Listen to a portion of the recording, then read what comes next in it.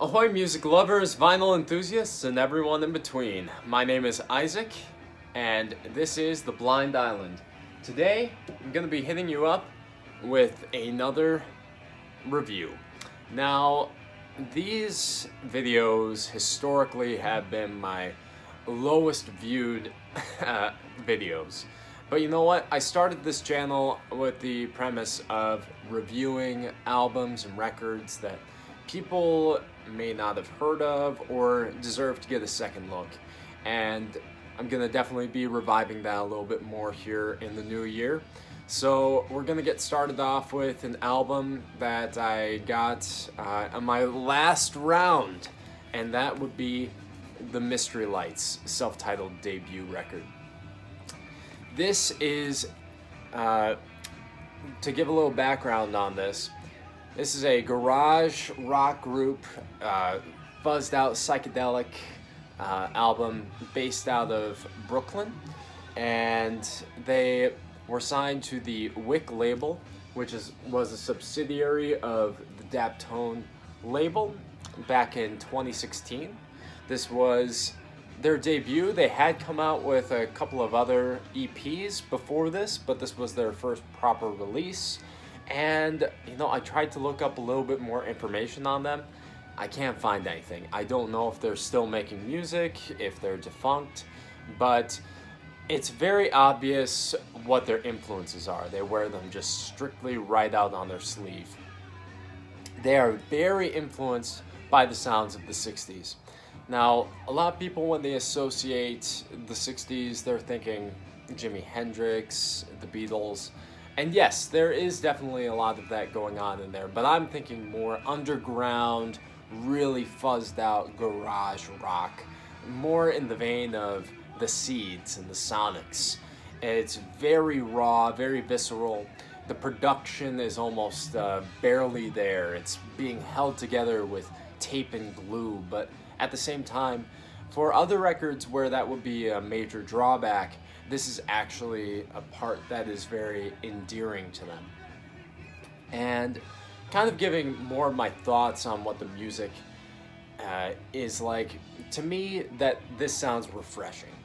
I know that it is definitely paying homage to a time that is long gone by, but neo-psych has definitely found a resurgence in the past 10 years, but it's usually for groups kind of like this, that they are lying around in the periphery and the edges, and there are a couple of breakout groups like the OCs, King Gizzard and the Lizard Wizard, and that's great, that's wonderful.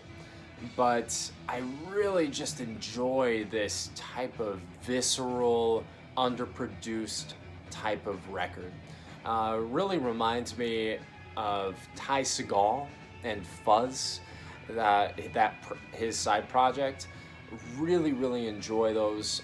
And while it has definitely become more common in today's oversaturated music landscape through the radio, it's getting harder and harder to find groups that don't have this super overproduced, slick sound, and I just really enjoy something that cuts you like a razor. And this is definitely one of those records that does that. Now to kind of go into maybe my criticisms of the album, I would say that overall this record, it's really hard hitting, and I enjoy that, but it kind of has a flat line. There isn't a crescendo. Each song comes out and it punches you and it punches you and it punches you. But sometimes I like there to be a little bit more of a feel and a flow to the record. There needs to be kind of a crescendo and then a denouement. But there isn't really any of that on here. It's just it is 10 hard-hitting tracks, and it just doesn't let up. But 11, I apologize, 11 hard-hitting tracks. But there's nothing wrong with that. If that's my only criticism, I'm gonna be okay with that. I really enjoy the lyricism on here. I think that for a rock group, it is kind of more of a thinking man's type of rock group, and I would expect nothing less from the Daptone label. Um, so yeah, if pretty minimal criticism there. As far as album highlights, I really love the song "Flowers in My Hair, Demons in My Head." Just that one is a really tripped out psychedelic fuzz journey.